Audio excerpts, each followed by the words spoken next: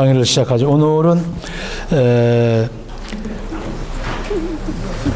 1848년 2월 혁명과 사실주의에 대해서 그림 몇 점과 사진을 보면서 잠깐 알아볼까 그래요. 자, 먼저 여러분이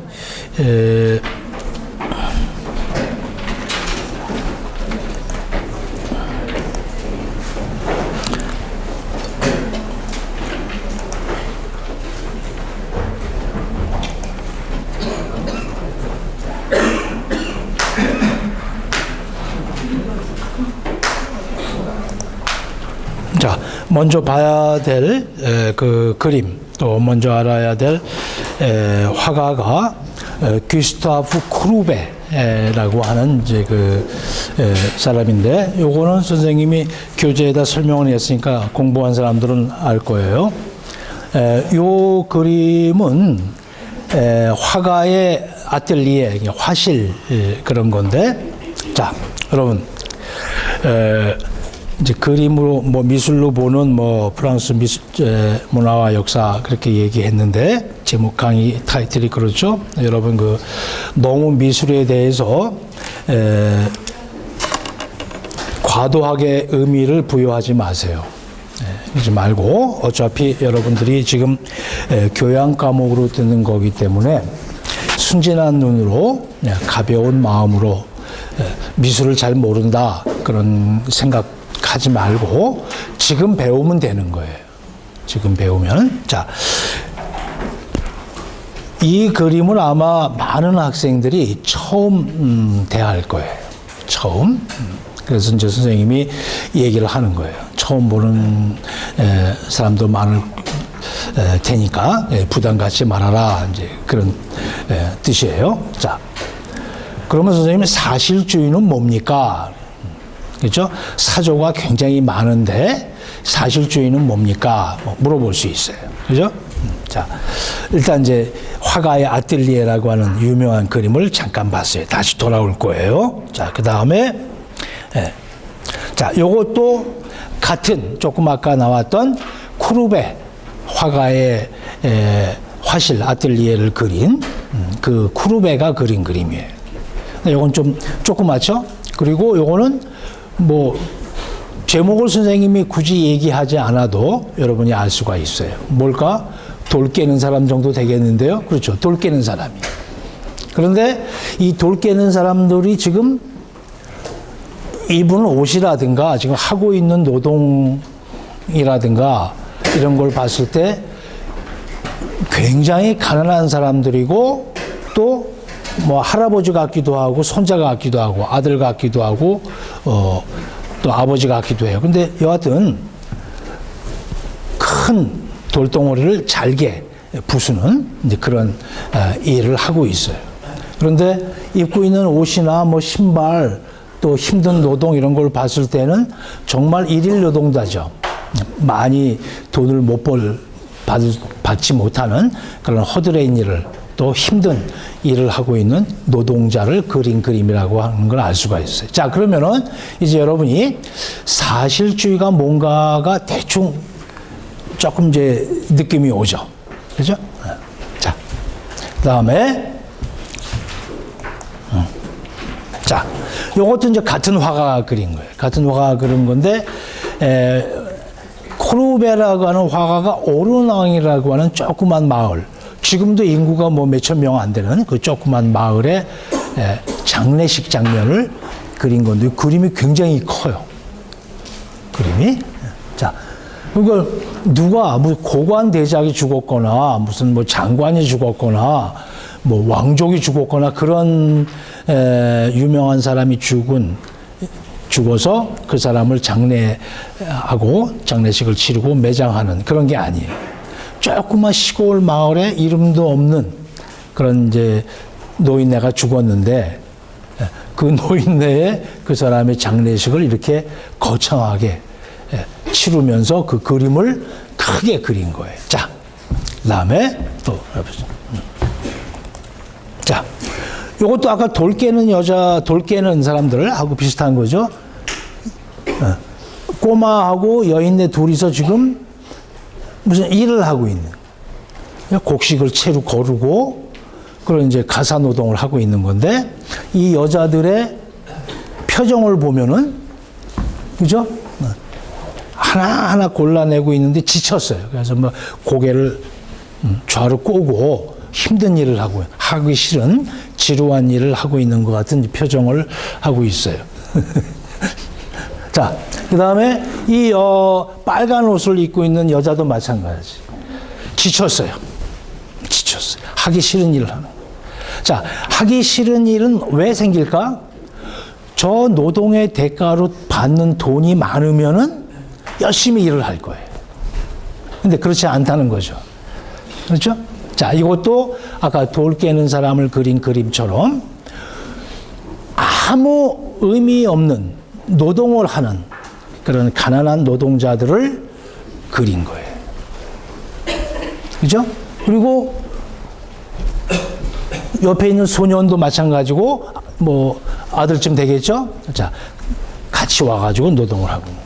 자, 요것도 마찬가지. 아까 돌 깨는 사람하고 같은 그림. 자, 이제 여러분이 선생님이 이제 사실주의라고 할 때 그 사가 일사자가 아니라는 걸 알아야 돼. 우리가 흔히 리얼리즘 그렇게 얘기하죠. 리얼리즘 할 때 그걸 우리나라 말로 사실주의라고 옮길 때 그 사는 일사자사가 아니라 사진할 때 사자예요. 그러니까 그대로 눈에 보이는 대로 그린다는 거예요. 자, 그러니까 눈에 보이는 대로 그리니까 어떻게 돼요? 돌 깨는 사람, 길거리에서 노동하는 사람, 또 농가에서 노동하는 사람을 그린 거예요. 쿠르베가 뭐라 그랬냐면은 나는 천사를 본 적이 없어서 천사를 못 그리겠다 그랬어요. 그러니까 그 이야기는 뭐예요? 쿠르베 이전에 많은 사람들이 천사를 그렸어요. 천사만 그린 게 아니죠. 성모 마리아도 그리고 예수님도 그리고 뭐 성자들도 그리고 다 그렸어요. 그런데 선생님 하나 물어볼게요. 그러면 쿠르베만 천사를 못 봤나? 천사가 쿠르베 눈에만 안 띄었나? 옛날 사람들은 천사를 봤나? 아니죠. 아니. 여러분 부처님이나 예수님 얼굴 봤어요? 근데 왜 이렇게 잘 그렸어? 조각도 석굴암에 가면 아주 둥둥하게 살이 찌신 부처님이 딱 본존불로 계신데 봤어? 부처님? 아니잖아. 그러니까 쿠르베가 무슨 얘기한 거예요? 성경 얘기하지 말아라. 니네가 봤냐? 이게. 그래서 뭐 한 거야? 나는 본대로 그린다. 이게. 그게 사실주의. 그럼 그런 식으로 따지면은 옛날에 그리스 로마 신화에 나오는 비너스라든가 무슨 제우스 신 이런 건 못 그리는 거지. 다 못 그리는 거. 자, 그래서 굉장히 큰 혁명이 일어나기 시작한 거예요. 그렇게 주장한 배경에는 뭐다? 가난한 노동자들 있는 그대로의 현실을 그림으로 그리겠다. 이거예요. 그러니까 그런 식으로 그림을 그리면은 돌 깨는 사람, 그 다음에 아까 노동하는 사람, 그 다음에 길거리에서 구걸하는 사람, 또 경찰관이나 군인한테 얻어맞는 사람도 그려야 될 거 아니에요. 그렇죠? 그게 사실주의. 그러니까 이거는 기존 미술사에 대한 반항 정도가 아니라 옛날 미술사는 전부 다 텍스트에 있는 것을 그림으로 옮긴 거예요. 그것을 넓은 의미로 peinture d'histoire 그렇게 얘기하는데 historical paintings인데 그건 historical 할 때 그거는 역사가 아니에요. 서사, 스토리가 있는 그림을 얘기하는 거예요. 자, 예수님이 십자가 책형, 예수님이 십자가에 못 박히셨다. 또 수태고지, 예수님 가브리엘 나타나가지고 예수님이 동정녀한테 임신을 할 것이다. 성령으로 알려주는 그림 있죠? 또 성자전에 나오는 유명한 그림들 전부 다 성경에 있는 거예요. 성자전이나 이런데 그리스 로마 신화도 마찬가지. 비너스의 탄생, 그 신화에 있어요. 아테나의 여신의 탄생, 제우스가 머리가 아파가지고 불렀어. 그랬더니 머리를 딱 치니까 깨지면서 머릿속에서 나온 게 아테나 여신이. 전부 다 흥미진진한 이야기들을 담고 있어요. 역사가도 마찬가지죠. 역사도. 몇 년에 태어나고 무슨 일을 하셨고 뭐 쫙 적어놨어요. 그 텍스트를 보고 그림으로 옮긴 것들이에요. 그것을 서사화라고 그래요. 그 펜티오크 디스토아르는 히스토리컬 페인팅, 이제 그걸 우리나라 말로 옮길 때 그걸 역사화로 잘못 옮긴 거야. 서사화야. 스토리, 이야기가 있는 그림. 그러니까 스토리는 뭐예요? 여러분이 스토리를 읽으려면 짧은 건 5분, 긴 거는 뭐 1시간 읽어야 돼. 책을, 페이지를 넘기면서 뭐 여러 인물도 등장하고 풍경도 등장하고 사건도 나오고 소설 같은 거예요.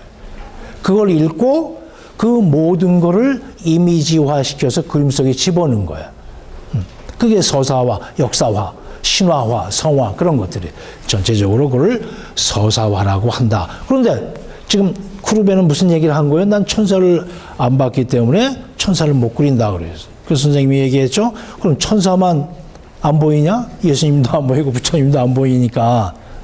루이 14세 이제 역사 그런 왕들은 초상화는 남아 있겠지만, 자 이제 그런 건 눈에 보이지 않는 걸 안 그린다는 얘기. 그러니까 텍스트를 떠나겠다는 얘기. 자 이제 그렇게 선생님이 얘기를 하면 여러분이 이제 대충 느낌이 오죠. 아 그러니까 옛날에는 기록, 다큐멘터리, 그 다음에 기록, 텍스트에 기록되어 있는 문학적인 것이 시각적인, 예술적인 거를 지배했구나. 그걸 알 수가 있어요. 텍스트가 지배한 거예요. 그러니까 자칫 잘못하면 그림이나 조각은 이미 텍스트에 기록되어 있는 것을 이미지로 설명해주는 사파 정도에 지나지 않았던 것이죠. 그것이 처음으로 본격적으로 도전을 받아가지고 그런 고전적인 화풍, 고전적인 예술 개념에 대해서 시비를 걸기 시작하고 본격적으로 나온 게 네, 미안해요. 자, 그래서 텍스트가 기록되어 있는 것들이 이제 문학적인 것이 이 시각적인 것을 이제 지배했던 그런 시대. 자, 그것을 사실주의 화가가 크루베가 이제 본격적으로 이의를 제기하면서 눈에 보이는 걸 그리겠다. 그러니까 눈에 보이는 걸 먼저 그리겠다. 시각이 우선이다라고 하는 얘기를 하면서 미학적으로 반발을 했죠. 그것이 나중에 사실주의가 조금 지나서 이제 인상주의가 돼요. 인상주의가 이제 뿌리가 이렇게 연결이 되는데, 자, 그러면서 실제로 크루베가 하고 싶었던 얘기 중에 하나는 뭘까? 그림만 그렇게 그리겠다는 게 아니죠. 응? 사회주의 사상을 갖게 된 거예요. 그래서 가난한 사람들도 그리기 시작한 거예요. 에피소드가 많아요. 그래서 아까 봤듯이 돌 깨는 사람, 노동하는 사람 그린 거예요.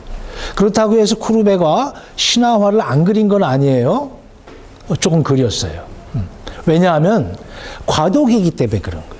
나중에 인상주의 시대에 들어와서는 이제 1860년대 말 70년대 초에 이제 뻥하고 인상주의가 이제 시작이 되죠. 뭐 얼마나 욕을 먹었는지 몰라요. 그 화가들이 나중에 이제 중간고사 끝나고 이제 인상주의 강의할 때 다시 설명하겠지만, 그 이제 크루베가 처음으로 이제 가난한 사람들의 모습을 그리겠다 그런 거예요. 그러니까 소시알리즘, 사회주의랑 관계된 그런 거죠. 그러면은 여러분이 이제 미술 밑에 선생님이 얘기한 이제 소시알리즘, 사회주의가 있는데, 그럼 사회주의는 그 당시에 왜 태어났습니까?를 또 물어봐야 돼. 어떻게 태어났습니까? 자, 그러면은 여러분 이제부터 그건 우리 문제야. 우리 문제. 자, 돌 깨는 사람이라든지 하기 싫은 일을 먹고 살기 위해서 억지로 아이까지 데리고 나가서 나달을 새고 그런 힘든 일을 제대로 돈도 못 쳐받으면서 노동하는 사람들을 그림을 그린 거예요. 이것도 마찬가지죠. 그러면은 이 그림을 보고 있으면은 사회주의 생각이 나는데, 그러면 저 노인네가 또는 아까 나왔던 다른 그림 중에 아이가 무거운 돌을 나르고, 저게 조그만 소년인데 나이가 많은 사람인데 저거에서 몇 푼이나 벌까? 그림을 보고 있으면은 어때요? 두 가지 의견이 나오겠죠. 하나는 그렇죠? 그래, 내가 그래도 돈은 몇 푼 안 주지만 이런 일자리라도 만들지 않았니? 열심히 와서 돌게. 그리고 삼시세끼 밥은 먹잖아 이놈아. 그렇게 얘기할 수도 있겠죠. 또 하나는 반대로 볼 수가 있죠. 이 그림을 보고 있으면 아유 참 불쌍하다. 저거 얼마나 망치질을 뭐 수천 번 해야 돌이 깨질 텐데 저거 얼마나 받을까. 그래서 가난한 노동자들의 입장이 돼서 생각할 수도 있죠. 그림을 그렇게 볼 수도 있는 거예요. 자, 그러니까 선생님이 얘기하는 건 뭐다? 자, 이미 프랑스 혁명 이후에 더 중요한 현상이 유럽을 지배하기 시작했어요. 뭐야? 프랑스 혁명 말고 political revolution 말고 뭔 혁명이 일어난? 여러분 지금 주변에서 자꾸 듣고 있는 얘기 있잖아. 4차 산업혁명 같은 얘기 자꾸 듣죠? 산업혁명이 본격적으로 이제 일어나기 시작합니다. 자, 산업혁명이라고 하는 건 뭐예요? 지금 4차 산업혁명도 마찬가지야. 자, 여러분.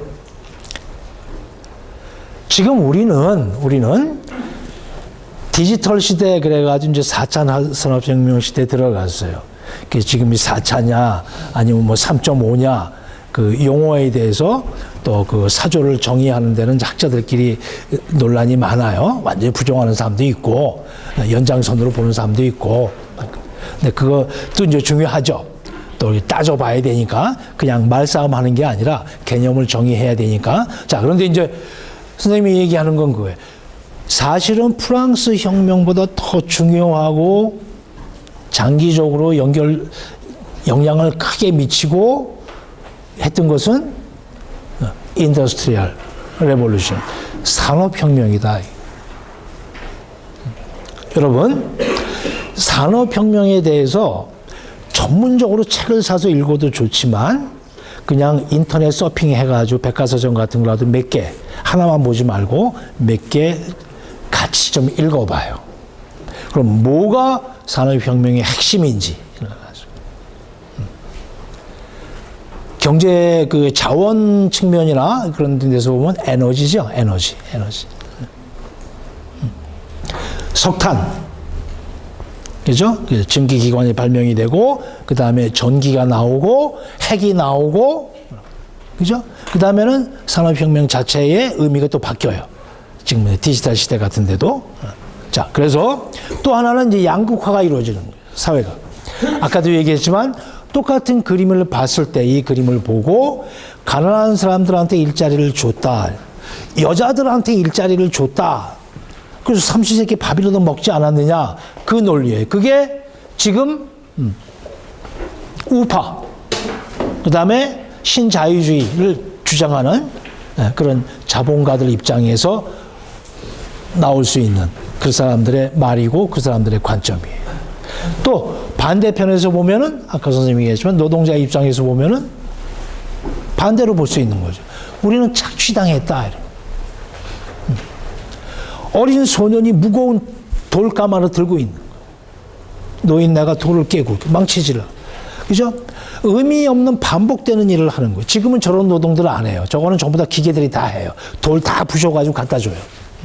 기계가 다 대체하죠? 자, 그래서 두 가지 관점으로 나눠지는 거예요. 사회주의라고 하는 건 뭐냐면, 여러분이 그림에서 알 수 있지만, 어린아이들이 16시간, 17시간 노동해요. 여자들도 마찬가지고, 휴일도 없이. 원래 유럽에서는 도미니카를 해가지고 일요일 날 일하면 안 돼요. 그러나 다 시킨 거예요. 부녀자들, 어린아이들을 데려다가 노동시킨 거예요. 왜? 대량 생산 체계가 갖춰지면서 도시에 집중되고 그런 사람들이 작업장, 공동 작업장이나 이런 데 투입돼 가지고 일을 하는. 도로가 놓이고 그러니까 이제 이런 돌 깨는 사람도 나오고 바느질 하는 사람 뭐 별 직종이 다 생기기 시작합니다. 그러니까 도시의 인구가 집장이 되면서 불황화가 나오고 사생아가 나오고 성폭력이 난무하고 막 노동자들 때려 죽이고 또 기계 파괴 운동도 일어나고 영국 런던을 비롯해서 프랑스 파리 말도 못해. 그때 일어난 사상이 뭐다? 사회주의. 그 여러분 잘 알죠? 다 배운 거예요. 하나는 유토피아 사상에서 나오는 공상적 사회주의가 있고 그것이 마르크스 엥겔스를 거치면서 이제 과학적 사회주의가 돼요. 다 그게 쿠르베가 활동했던 19세기 중엽 1848년 2월 혁명이 일어나고 그때 1830년 7월 혁명이 일어났죠. 그 이후에 계속해서 진행된 것들이 사회주의 사상이랑 같이 움직였던 거예요. 그래서 쿠르베라고 하는 사람이 그린 사실주의를 여러분이 그냥 옛날에 텍스트에 기록되어 있는 문자로 기록되어 있는 그런 내용을 이미지로 바꾼 걸로만 보지 말고 쿠르베가 얘기했던 천사를 안 봤기 때문에 난 천사를 못 그리겠다고 하는 주장을 어떻게 받아들여야 되느냐. 사회주의 사상이랑 연결시켜야 된다. 그러니까 당연히 쿠르베는 사회주의자였죠. 그것이 이제 과학적인 사회주의를 통해서 인터내셔널이 만들어지고 이제 여러분 잘 아는 1917년 10월 혁명이 이제 프롤레타리아 혁명이 일어나죠. 그래서 우리가 선생님 대혁명 강의할 때도 잠깐 얘기했지만 이건 부르주아 혁명이에요. 시민 혁명. 그때는 왕정 타도가 목적이었기 때문에. 그런데 왕정이 타도되고 났는데 부르주아들이 들어서면서 부르주아들이 어떻게 돼요? 자본가가 되는 거죠. 지주 자본가가 되기 때문에 사회 양극화가 심해진 거예요. 그게 19세기 역사예요. 지금 우리도 겪고 있어요. 미국도 자본주의 사회에서는 어쩔 수가 없어요. 그게 그렇다고 해서 공산주의 사회로 돌아가자는 얘기가 절대 아니에요. 여러분 오해하면 안 돼. 그건 다 끝났어. 실험이 다 끝났고 지금 북한은 공산주의 사회도 아니에요. 쿠바도 마찬가지고 아니에요. 1인 독재 체제. 선생님은 북한은 국가로 인정을 안 해요. 깡패 집단이에요. 그러니까 무서운 거야. 우발적으로 뭐가 일어날 수도 있기 때문에. 자, 여하튼 그래서 여러분이 쿠르베의 그림을 어떻게 봐야 되느냐. 옛날에는 성자들을 그리고 그리스 로마 신화에 나오는 비너스를 그리고 다 누드였는데도 신화적인 내용만 있으면 누드도 허용이 됐었어. 그 은큼한 그림을 그린 거야. 남자들의 관음증을 충족시켜주기 위해서. 또 루이 14세 15세 뭐 왕비들 그림 그리고 뭐 수백 점 수천 점 그려가지고 궁에다 붙여놓고. 근데 쿠르베는 그게 아니라 뭘 그린 거예요? 돌 깨는 사람, 노동하는 사람을 그린. 자, 그러니까 쿠르베의 영향을 받은 그 후배들이 누구야? 여러분 너무나도 잘 아는 장 프랑스와 밀레, 만종, 이삭 줍는 여인을 그린 거야. 농부들을 그린 거예요. 그러니까 흐름이 이어지는 거죠. 그러니까 미술사에서는 사실주의로 분류를 해요. 그러니까 여러분이 밀레의 그림을 볼 때 조심해서 봐야 돼요. 사회주의적인 그 당시에 그런 가난한 농민들을 그린 그림이니까 밀레도 사회주의자다 그렇게 볼 수도 있고, 또 하나는 밀레가 시골 사람이었기 때문에 그 쉘브르의 우산 나오는 유명한 그저 쉘브르 출신이에요. 농촌 출신이지. 파리에 와서 그림 그리려고 했는데 잘 안 돼요. 그래서 막 길거리에서 몽마르트르 화가처럼 그림 그려가지고 팔고 이제 먹고 살다가 콜레라가 터져가지고 이제 바르비종이라고 하는 시골로 도망간 거야. 병을 피해서 거기서 이제 자기 고향과 비슷한 농촌 풍경을 많이 그린 거예요. 그런데 워낙 품성 자체가 그랬던 사람이었지 꼭 사회주의를 옹호하기 위해서 그린 건 아니에요. 근데 이제 사회주의자들은 그 그림을 오해를 했지. 야, 밀레 사회주의자. 야, 그렇게 한 거예요.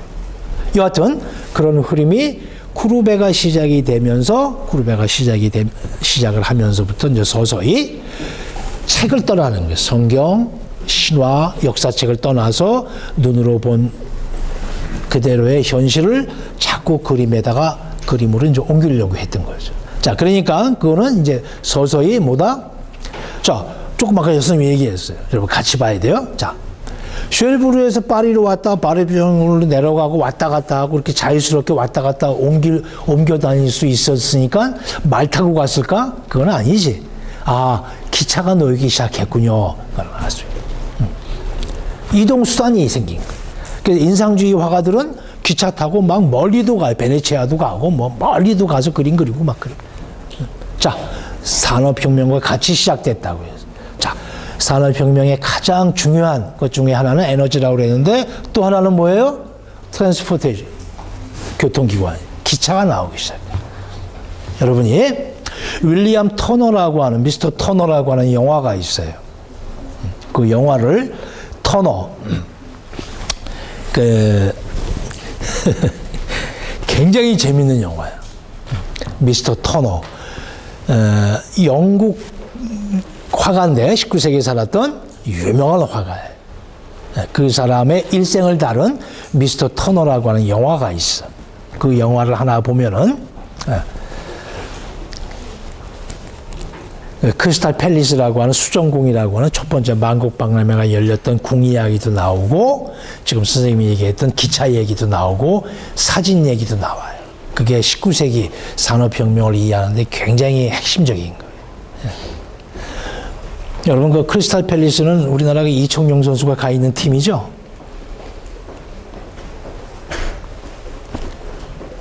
축구들 안 봐? 프리미어리그도 안 봐? 선생님 광팬인데. 그 크리스탈 팰리스가 뭐야? 그게 수정궁이란 말이야. 최초의 만국박람회가 열렸던 궁이야. 그걸 수정궁으로 지은 거야. 유리와 철만 가지고. 그게 19세기 중엽이야. 1951년인가 그래. 1851. 그러니까 에펠탑이 세워진 만국박람회가 이제 거기서부터 시작이 된 거예요. 자, 그래서 선생님이 그 영화를 보라고 그래요. 시험 같은 걸 안 내. 근데 여러분 이제 문화사를 이해하고 그럴 때 굉장히 중요한 영화 중에 하나예요. 상당히 재밌어 또. 아주 엉큼한 장면도 많고 시간 날 때 메모해놨다가 한 번씩 보세요. 자, 그래서 이제 그 사실주의라고 하는 것을 여러분이 이해할 때 너무 어렵게 자꾸 생각하지 말고 그럼. 신화 속에 나오는 이상화된 인물들, 비너스를 보지도 않았는데 다 예쁘다 그러고, 그죠? 성모 마리아도 한 번도 본 적이 없는데 막 라파엘로 같은 사람은 막 그냥 미인으로 젊게 그리고 그래. 이상화되고 과장되고 그런 거야. 그런 게 지금은 우리가 이제 뭐라고 그래? 그런 스타일을 키치 스타일, 심파초 스타일 그렇게 얘기해요. 근데 그런 것들이 굉장히 유행했던 시대에 그것이 미술의 주류인 시대에 쿠르베가 나타나서 난 천사를 안 봤기 때문에 못 그리겠다라고 선언하고 이런 그림들을 그린 거예요. 그러니까 그 당시 화단에서 가만히 있었겠어요? 가만 안 있죠. 너 뭐 하는 거냐? 뭐 미술을 망가뜨리고 있다. 이 미친놈아. 난리가 난 거예요. 난리가. 자, 그러면 선생님이 이렇게 얘기를 하게 되면 그 배경에는 뭐가 있어요? 아, 그 당시에는 화가가 그림을 그리는 것이 굉장한 사건이었군요. 그지? 그럼 어떤 이벤트를 통해서 사건이 됐을까? 화가가 그림을 그리는 일들이? 아, 전람회를 열어줬군요. 매년 미술 작가, 화가들, 조각가들이 작품을 출품을 해서 대규모 이벤트를 여는 거야. 그걸 뭐라고 그런다고 했다고? 살롱전, 살롱전. 미술 전람회를 살롱전이라고 그랬어요. 그래서 쿠르베도 그 살롱전 작품을 출품해. 근데 이런 작품들은 당연히 심사위원들 눈밖에 나고 욕먹고 떨어지지. 낙선된 거예요. 그러니까 쿠르베가 성격이 보통이 아니었거든. 그래가지고 본 전람회를 열고 있는데 그 옆에다 지가 지 돈을 들여가지고 각오물을 지어. 그리고 사실주의전 해가지고 플래카드 걸고 지 그림 갖다 건 거야. 성격이 보통이 아니야. 괄괄하고 가난한 불의를 보면 참지 못하고 뭐. 실제로 그런 에피소드가 많고 실제로 그랬어요. 실제로 쿠르베는 굉장히 솔직하고 사람이 진정하고 불의를 보면 참지 못하고 그랬던 사람이에요. 그래서 바닷가 풍경 같은 거 그릴 때도 그냥 추상적으로 그리는 게 아니야. 바닷가 파도가 치겠지 뭐 그런 게 아니라 딱 챙겨가지고 바닷가로 가요. 바닷가에 가가지고 움막을 지어 해변가에다가. 그래가지고 내가 진짜 그리고 싶은 거는 고요한 바다가 아니라 폭풍우 치는 바다야. 그러면서 폭풍우가 칠 때까지 기다리는 거예요. 다 준비해놓고. 물론 이제 컵라면도 가져가서 끓여 먹고 다 했겠지. 딱 그러고 있다가 이제 폭풍우가 치기 시작한 거예요. 그럼 이제 그림을 그려요. 그런데 폭풍우, 진짜 폭풍우는 어때? 무시무시하죠. 파도가 넘실대고 우릉쾅쾅하고 뭐. 그래가지고 음악을 짓고 있는데 우리가 중간고사 끝나고 나서 여러분하고 이제 읽게 될 모파상 여자 일생하고 비기덩어리 읽으라고 그랬죠? 이미 예고했어요. 빨리 도서관 가서 찜해. 근데 그 작가가 쿠르베를 만나러 그 노르망디 해안에 온 거야. 선생님 그림 잘 되십니까? 시끄러 임마 조용히 하고 있어. 그래서 이제 화실에 들어간 거예요. 막 폭풍우가 치고 있는데 그림을 그리기 시작하시는 거야. 근데 해변가에 너무 가까이 가가지고 폭풍우가 치면서 움막에 물이 차기 시작한 거야. 아주 발목까지 막 물이 들어오는 거야. 그래가지고 모파상이 선생님 저 그냥 가볼게 그러고 도망갔어. 도망갔는데 쿠르베는 지금이야말로 그림을 그릴 시기다 해가지고 그림을 그려. 그래서 쿠르베의 작품을 보면 노르망디 해안에서 그린 폭풍우 치는 해안 그림이 많아요. 그런데 그 그림을 보고 있으면 정말 파도가 넘실대고 폭풍우가 치는 소리가 들리는 것 같아요.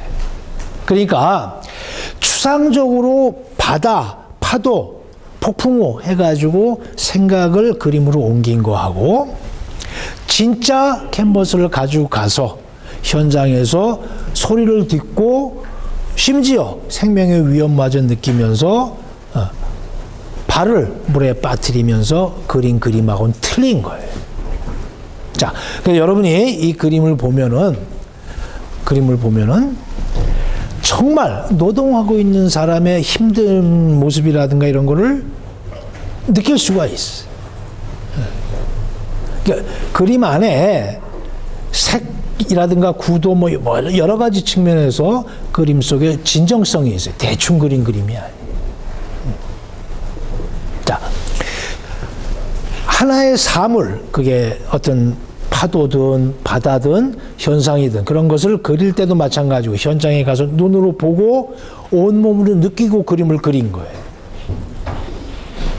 마찬가지로 저런 노동하는 현장에 가서도 어설픈 감정으로 불쌍하다 그런 심파조의 감정으로 그 대상을 대한 게 아니라 이거 뭔가 이거 바꿔야 되는 거 아닌가. 저 사람도 인간인데 진정성을 갖고 그림을 그리기 시작. 그래서 쿠르베의 그림을 보면은 밀레의 그림보다 훨씬 깊이가 있어요. 심각하고 그래. 또 인상주의자들이 현장에 가서 빨리 그린 인상을 잡기 위해서 순간적인 느낌을 잡기 위해서 그린 그림하고 또 틀려요. 그래서 쿠르베는 그 이후에 수많은 화가들한테 큰 영향을 끼쳐요. 그게 사실주의예요. 그런데 사실주의는 미술의 사조냐, 미술만의 사조냐 아니죠. 아니에요. 그 당시에 나중에 보게 될 이제 발자크라든지 뭐 여러 작가들, 플로베르라든지 등등의 많은 작가들이 프랑스만이 아니라 파리만이 아니라 런던에서 나오죠. 찰스 디킨스 같은 사람들이 나와가지고 당시에 가난한 사람들, 버림받은 사람들, 이런 사람들의 이야기를 소설로 쓰기도 해. 그래서 같이 얘기해요. 그때도 역시 사자는 일사자가 아니라 사진할 때 사자예요. 그러니까 리얼하게 묘사하는 거예요. 꼼꼼하게. 소설이. 그림도 마찬가지. 그림. 자, 지금은 옛날에 사실주의 화가들이 붓으로 표현했던 거, 사실주의 작가들이 글로 표현했던 것을 지금은 어떻게 할까? 뭘로 표현해요? 영화 카메라 렌즈가 잡아내는 거죠. 그렇죠? 줌인으로 땡기고 해가지고 또 롱테이크로 자네 저기 늦게 왔으면 좀 조용히 들어와. 이렇게 너무 지각한 티를 내고 막 들어오냐? 어? 자네는 어디서 수업을 들어? 어디서 오냐고. 전 시간에 수업을 들었던 거야? 다른 수업을? 아파갖고? 그래. 자, 그래서 지금은 그것을 이제 영화 감독들이나 드라마 만드는 그 PD들이 카메라 웍을 가지고 그 사실주의적인 이제 그런 거를 포착을 해내요. 저걸, 자.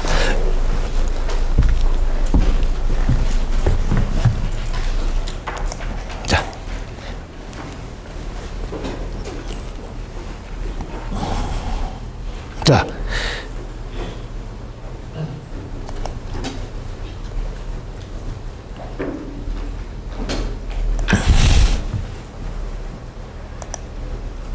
자, 여러분 이제 잠깐 여기 이제 봤으면 좋겠는데, 자, 지금 여기 이제 쿠르베라고 되어 있죠. 쿠르베.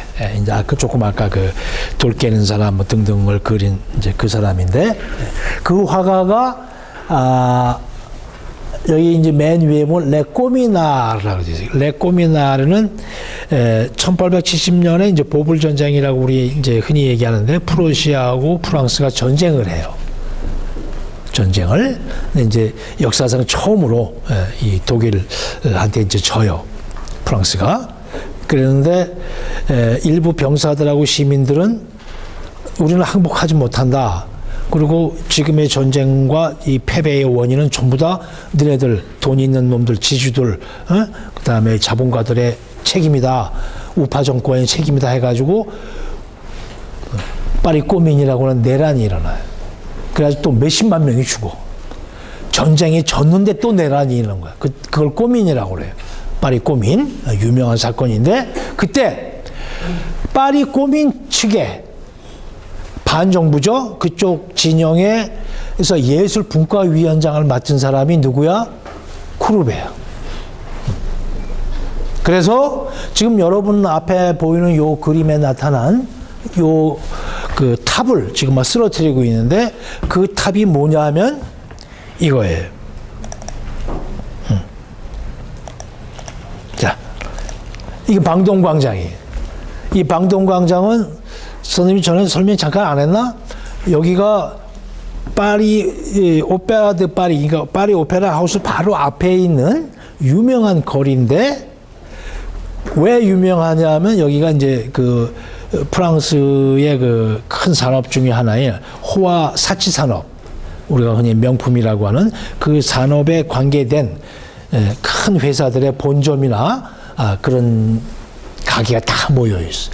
고급 보석상, 캬티에, 그다음에 코코 샤넬, 뭐 비똥, 뭐 다 모여 있어.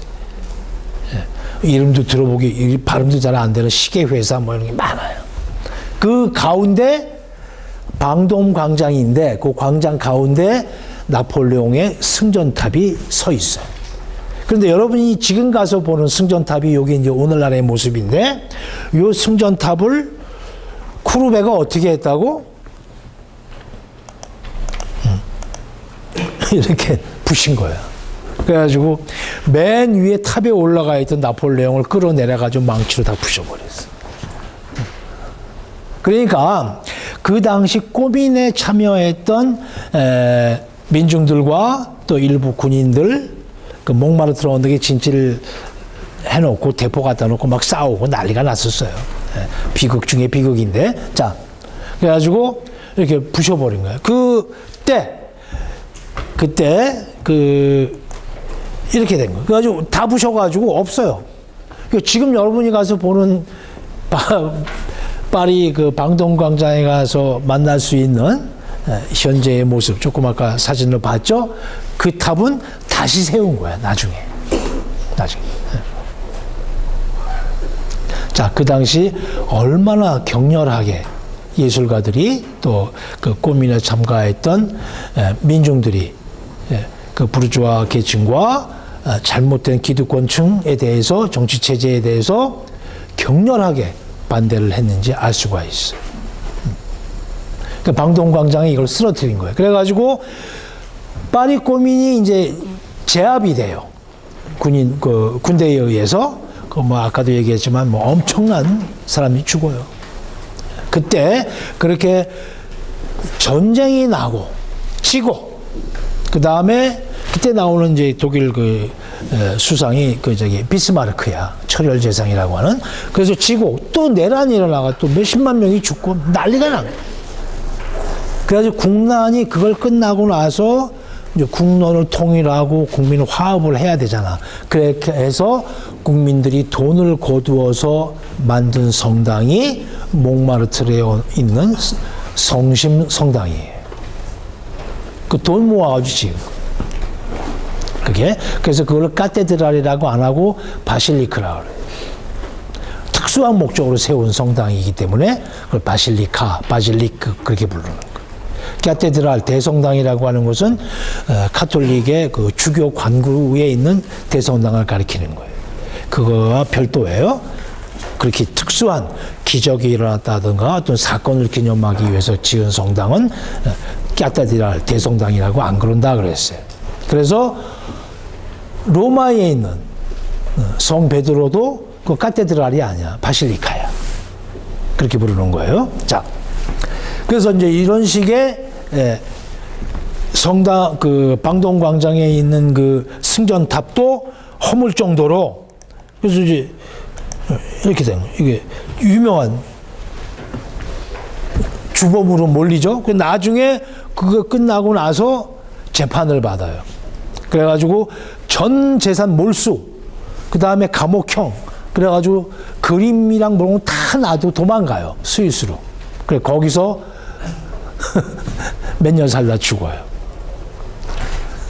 성격을 좀 참아야 되는데 그러지 못하고, 물론 이제 성격 문제는 아닌데 그 파리 꼬민에 참가를 했던 거예요. 그러니까 여러분이 이제 보세요.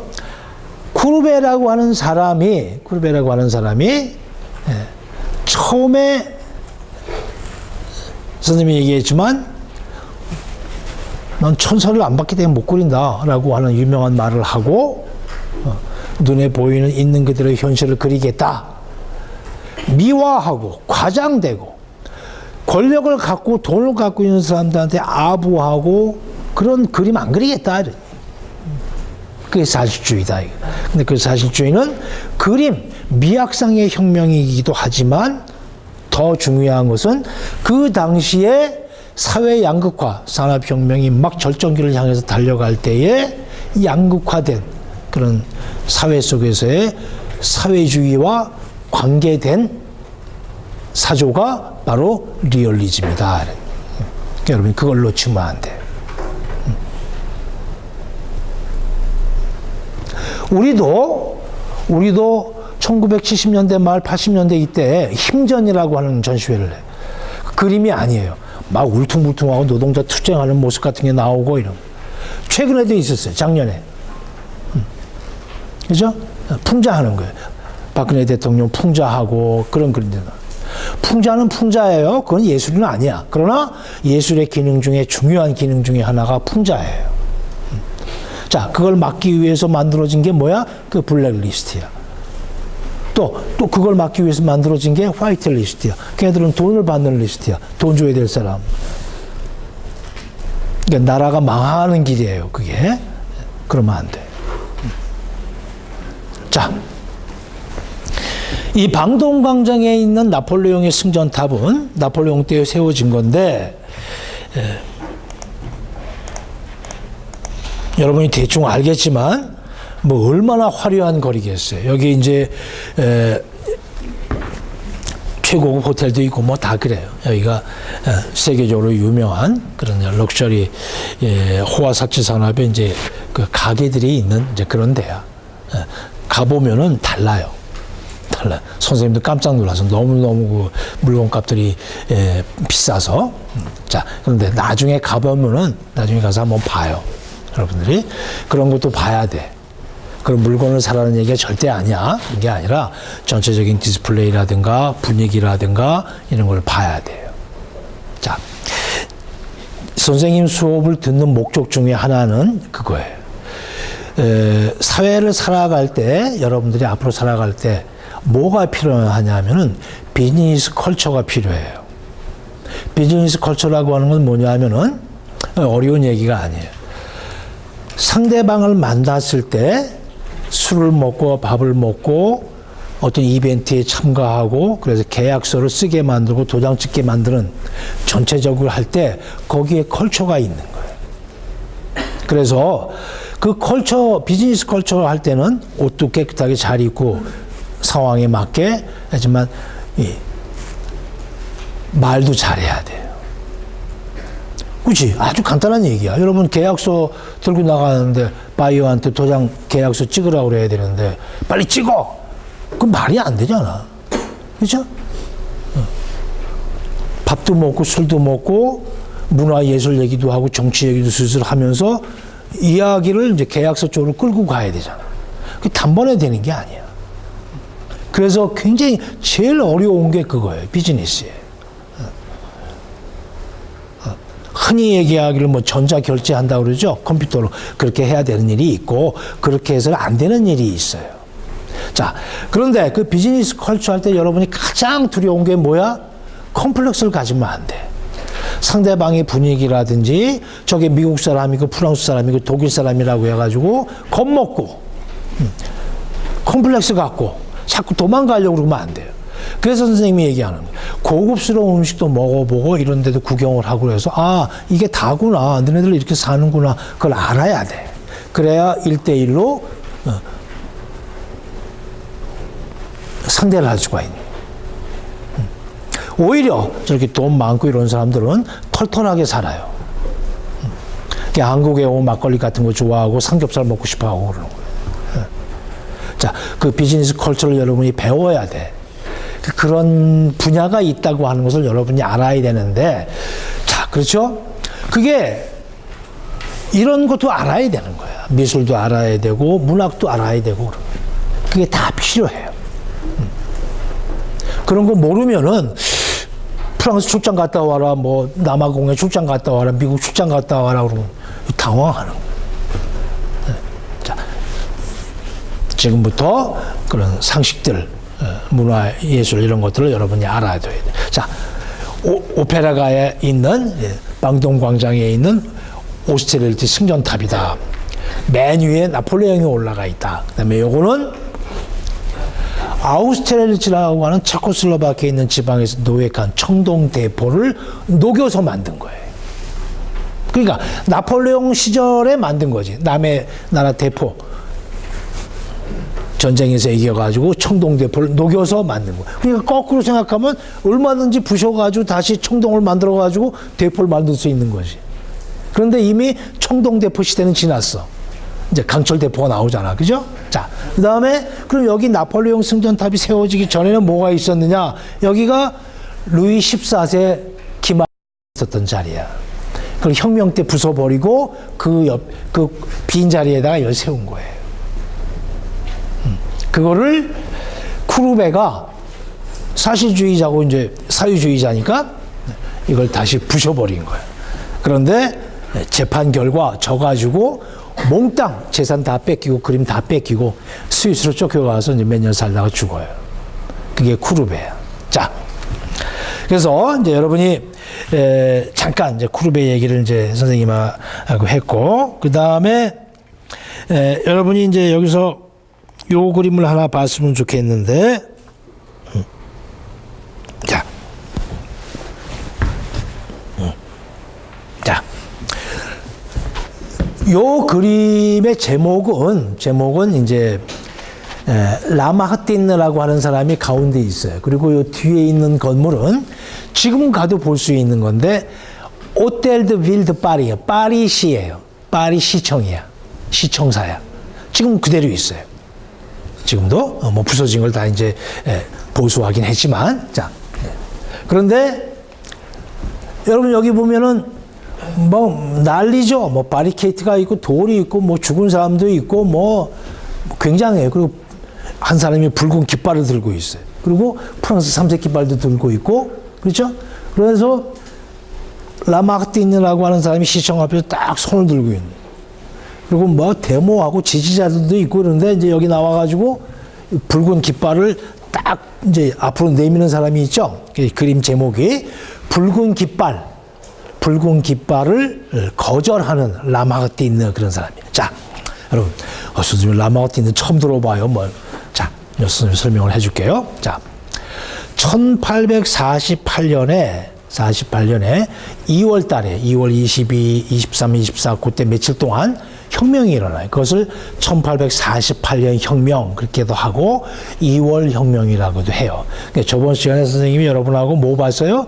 1830년 7월 혁명을 봤죠.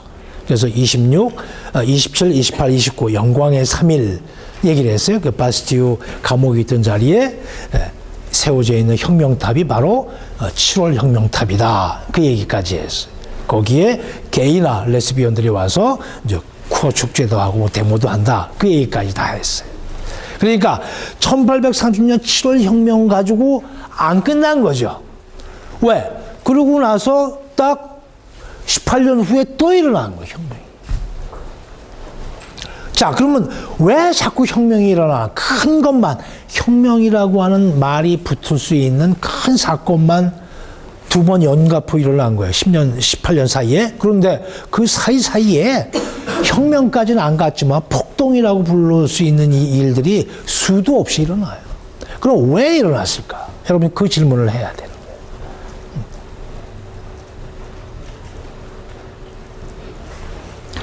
그 질문은 우리 현대사, 한국 현대사에 대한 질문과 똑같은 거예요. 여러분 봐요. 4.19 혁명이 일어나는데 5.16이 일어나. 그래가지고 군사 독재를 십몇 년 했는데 또 전두환 나오고 또 노태우 나오고.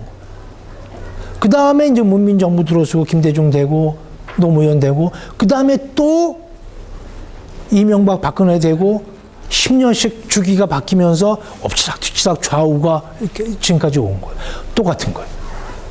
그러니까 1830년 7월 혁명이 일어나서 오를랭가의 왕손인 루이 필립이 왕위에 추대가 돼가지고 모든 사람들이 들라크루의 그림에 나온 식으로 가난하고 그런 사람들이 대접받는 사회가 올 줄 알았는데 안 된 거지.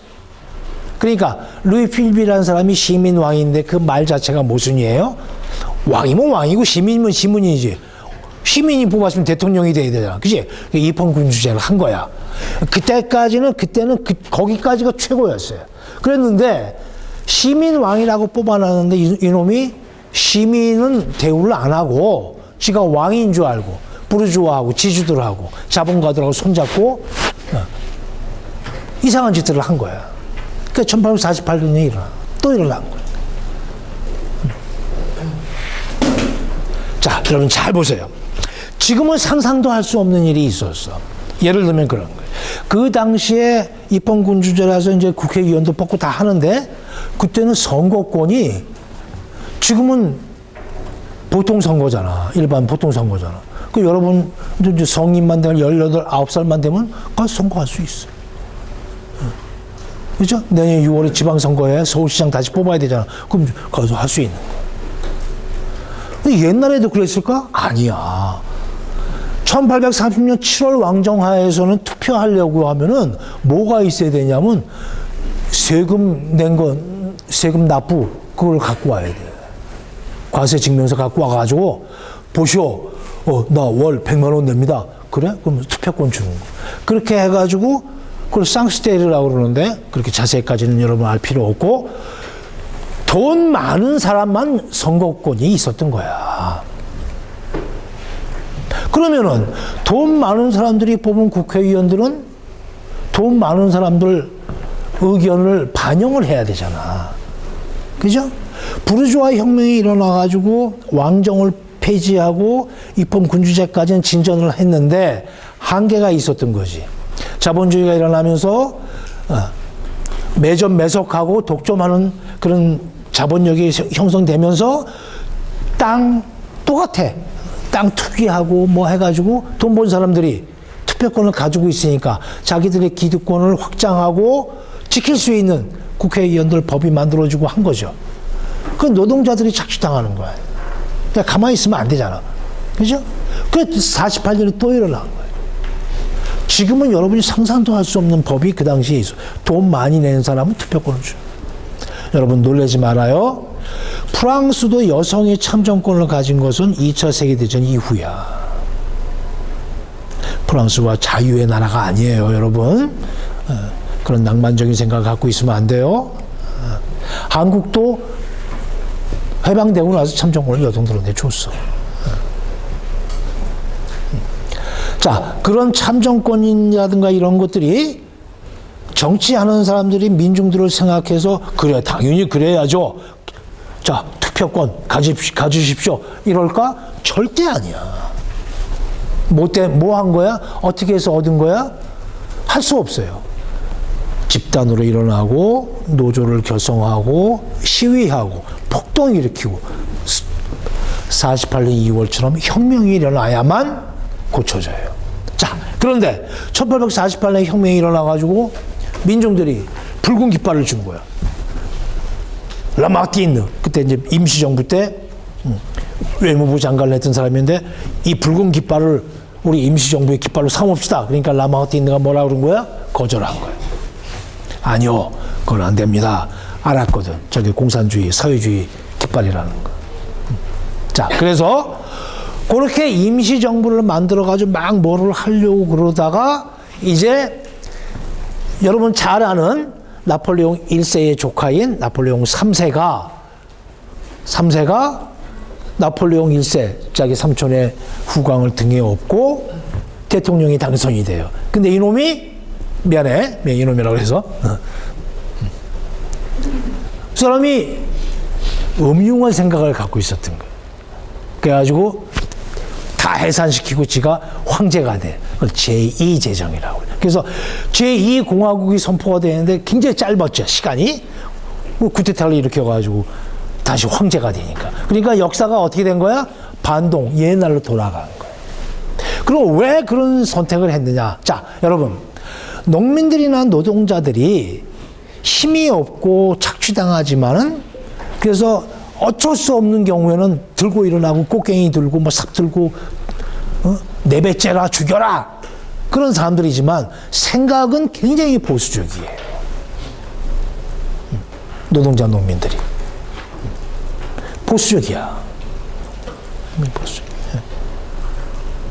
그래서 나폴레옹 신화에 점령을 당해가지고 나폴레옹 3세를 쿠데타를 일으키고 대통령을 뽑고 대통령이 영원히 황제 해먹겠다고 쿠데타 일으켜가지고 제2제정을 선포해도 다 용납해 준 거야.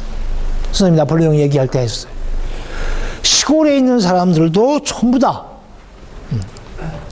내 이야기를 하면서 밥을 먹게 만들어라. 그림 그리고 신문에 실어주고 글 써주고 해가지고 그 신화가 만들어졌는데 그 신화가 그렇게 오랜 세월 동안 지탱이 되면서 일반 농민과 역사에 관심 없고 그냥 자기 주머니에 들어오는 조그만 돈에 만족하고 사는, 그리고 국가에서 가르쳐준 대로 애국해야 되고 뭐 해야 된다고 하는 그런 생각에 물들어 있는 보수적이고 생각이 짧은 노동자 농민들이 신화의 이미지에 이끌려가지고 나폴레옹 3세를 또 지지한 거야. 그래가지고 1870년까지 20년 동안 제2제정이 이루어져요. 여러분들한테는 이제 너무 이제 읽어야 될 책도 많고 또 다른 수업도 듣고 그래서 이제 많이 이번 학기를 생략하려고 그러는데 매춘의 역사라고 하는 책이 있어요. 옛날 고대에서부터 현대까지 그 까치 출판사에서 나온 건데 작년까지만 해도 거기서 중요한 나폴레옹 3세 시대 19세기까지를 한 30장 40장 복사해가지고 이제 다 읽으라고 해서 그렇게 했는데 그거는 이번 학기는 안 할게요. 근데 관심 있는 학생들은 한번 사서 읽어봐요. 도서관에 있을 거야. 근데 거기를 보면은 깜짝 놀래요. 나폴레옹을 비롯한 특히 나폴레옹 3세의 정부들 그 황제가 되기 전에 영국에서 있었거든요. 런던에서. 거기에서 만났던 여자들, 그 사람들한테 돈 준 거, 황궁에서 일어나는 뭐 볼상사나운 여러 가지 사건들 말도 못해. 그래서 선생님이 얘기했어요. 뽕바드로 부인의 치마, 화려한 치마 뒤에 정말 더러운 역사가 숨어 있다. 같이 봐야 된다. 나폴레옹 3세도 마찬가지. 자, 그래서 이제 그런 거예요. 그러니까 이 사람도 붉은 깃발을 거부한 거는 뭐냐 하면은 부르주아였던 거예요. 낭만주의자고 사실주의가 아니에요. 정말 노동자와 농민들을 위한 그런 정치체제 거기에 가담한 게 아니에요. 한계가 있는 거예요. 그래도 많이 나간 거죠.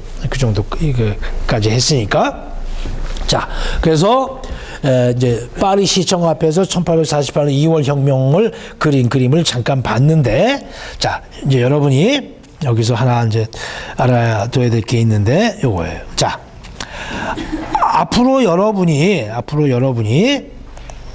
이제 프랑스 역사, 유럽 역사, 또 유럽 문화사 뭐 이런 걸 공부를 하려고 그런다. 그러면 어디를 가야 되느냐? 지금 여러분이 보는 데가 여기에 이건데, 자, 조금 아까 나왔던 요 그림도 여기에 있어요. 이게 어디냐면 까르나발레라고 해서 까르나발레. 파리시에 가면은 까르나발레라고 하는 박물관이 있어요. 뮤지엄이. 이름이 까르나발레야. 그런데 뭐 하는 박물관이냐? 파리시 역사박물관이에요. 역사박물관. 여러분, 한국 역사박물관은 어디 있어요? 광화문 앞에 있죠? 세종대왕 옆에 있잖아. 역사박물관. 거기 가봤어? 자, 파리시 역사박물관이니까 아주 옛날 파리시가 이제 시작할 때부터 뭐 그때는 이제 유물이 많지 않지. 그래가지고 프랑스 혁명 현대까지 해가지고 파리시의 역사와 관계된 페인팅, 그림, 조각, 뭐 옛날 그 주화, 각종 판화, 책 이런 것들이 뭐 수만 점씩 다 보관이 돼 있어요. 그러니까 파리시 역사 공부하고 혁명 공부하고 문화사 공부하려면 이 박물관을 몇 번 가봐야 돼요. 또 책도 있으니까 거기 가면은 이 그림도 거기 있는 거예요. 그림도. 자, 그렇게 해서 여기 가봐야 돼요. 그 여기 가면은 이제 아까 잠깐 이제 봤지만 요건 이제 앞에 거 이렇게 혁명 당시에 그림들. 혁명 끝나고 나서 1주년, 2주년, 3주년 되면은 혁명 기념한다고 해서 막 이렇게 쇼를 하는 거예요. 이제 신은 죽었다 그러면 노틀담 성당 다 파괴하고 뭐 성유물 다 훔쳐가고 그랬으니까 이성의 신을 만들어 가지고 뭐 이상한 이교적인 그런 이제 축제도 열고 막 그랬죠. 그 당시 그림 같은 게 다 남아요. 이건 뭐 루이 15세 단두대 처형하는 장면 그런 그림도 까르나발레에 가문이 있는 거예요. 박물관에. 이게 파리 역사 박물관이다. 자, 옛날 세느강에 이렇게 다리가 있으면 다리 위에 이렇게 집이 있었어. 여러분, 향수라고 하는 책이 있죠. 향수. 영화도 있어요. 더 퍼퓸, 빠펑, 향수. 그때 보면 거기 그 향수 만드는 애가 더스틴 호프만 나오는데 여기 뽕래프에 있는 다리 위에 올라가가지고 그 집, 다리 위에 있는 집에서 향수 배우잖아. 그때 지금은 다 없어졌지만 옛날에는 세네강 다리 위에 이렇게 집이 있었어. 이런 걸 그린 스케치라든가 판화 그림 같은 게 선생님이 지금 얘기했던 캬카네발레 그 박물관에 가면은 역사 박물관에 가면 다 있다 이런. 자, 이런 것들이 100년, 200년 동안 소장가들이 가지고 있다 기증하고 해가지고 박물관 컬렉션이 되는 거예요. 이게 굉장한 거예요. 이게 굉장한. 이걸 뭐라 그래? 이거를 이제 cultural asset, 문화 자산이라고 그러는 자산. 그러니까 이게 이제 이중성이 있어요. 옛날에 저런 걸 수집하고 그러려면 그림이 비싸니까 옛날에도 돈을 주고 샀을 거야. 그 자본가들이 죽으면서 그것을 그냥 처분하는 게 아니라 국가나 파리시에 기증하는 거. 예를 들면은 뭐 이제 이런 얘기 해도 될지 모르겠는데 남산에 리움 박물관이 있어요. 그죠? 그 리움 박물관은 이제 L-E-E는 그 이건희 씨, 그 성을 딴 거고, 우문이 이제 뮤지엄에서 리움이 된 거겠지? 나중에 이제 이건희 씨가 죽을 때, 선생님이 분명히 전제를 달았어요. 이런 얘기 해도 될지 모르겠다.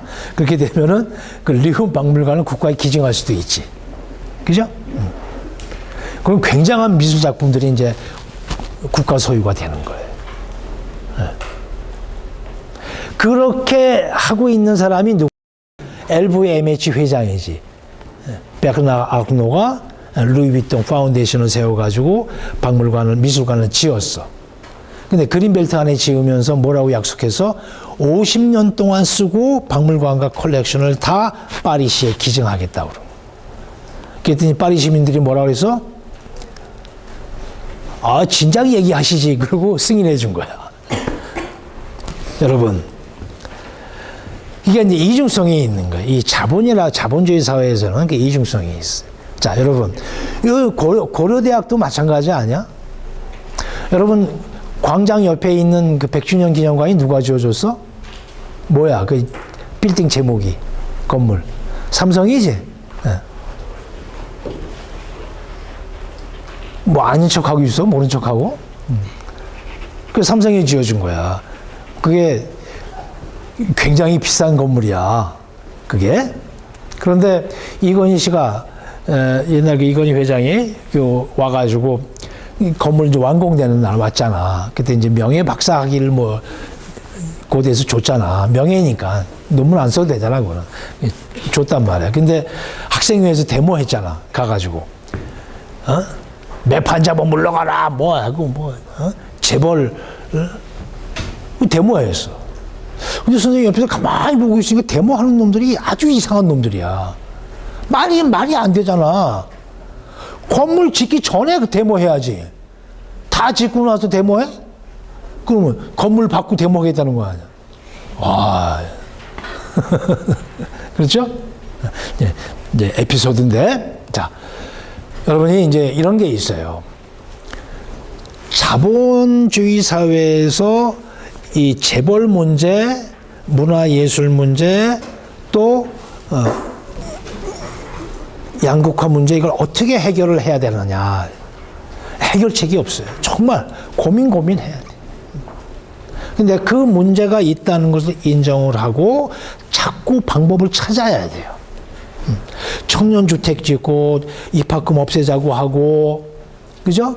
여러분들 지금 다 바로 당하고 있는 현실이잖아. 일자리 만들어줘야 되죠. 그죠?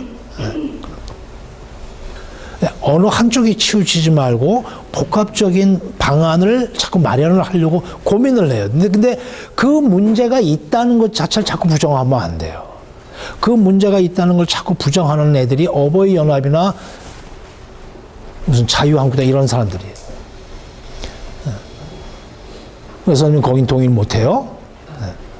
자, 그래서 여러분이 이제 지금 선생님이 얘기했던 역사 박물관을 그냥 가서 유물만 보려고 하지 말고 저게 무슨 의미가 있는지, 우리랑은 어떤 관계가 있는지 같이 봐야 돼. 자, 굉장한 거예요. 이게 이제 문화 자산이 돼가지고 영화도 마찬가지예요. 영화 박물관 기록 보관소가 있는데 한국 영화도 거기 가서 필름을 찾아봐야 되는 것도 있어요. 저 하늘에도의 슬픔이라고 하는 굉장히 히트작이 있어요. 선생님 초등학교 5학년 때 보고 막 눈물을 질질 짰던 영화인데 그 필름이 없었어. 근데 대만에서 발견이 된 거예요. 보관이 안 돼 있는 거예요. 불과 40년 전, 50년 전 영화인데 없어, 자료가. 몬테크리스토 백작인데 박로식이 나오는 영화가 있었어요. 없어. 아무리 찾아봐도 없어. 우리나라가 만든 영화인데 필름이 없는 거야. 그럼 지금은 디지털로 다 바꿔가지고 얼마든지 간편하게 저장할 수가 있어요. 여러분, 그 데이터베이스 싸움에서 지면은 안 돼요. 안 돼요. 굉장한 거야.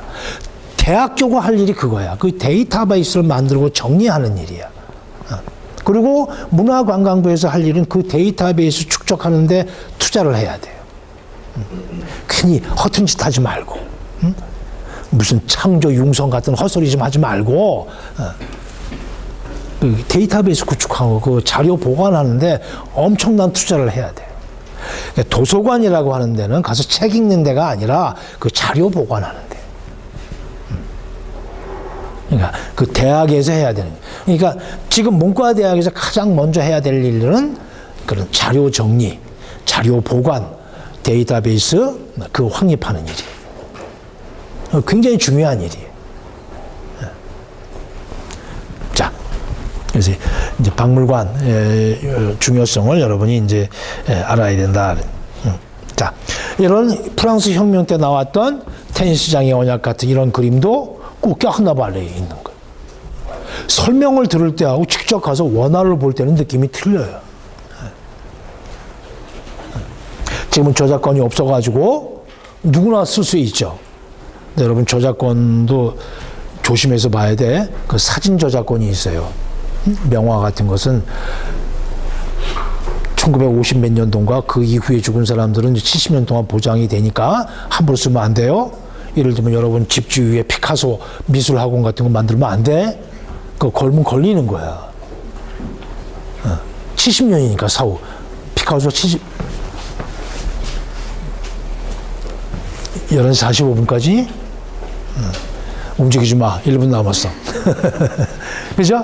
그 피카소가 73년에 죽었으니 70년이니까 아직 남았어. 근데 그 이전에 죽은 사람들은 써도 돼요. 그런데 그거는 사진 저작권은 또 아니야. 그러니까 조심해서 써야 돼. 자, 이런 것도 마찬가지. 그건 이제 완전히 옛날 거니까 이제 써도 되겠지. 근데 사진 추천을 밝히게 되면 시비가 붙을 수도 있는 거야. 자, 여하튼 저런 자료들이 까르네발레 파리시 역사박물관에 있다. 자, 오늘 여기까지. 자, 주석부 갖고 나오세요.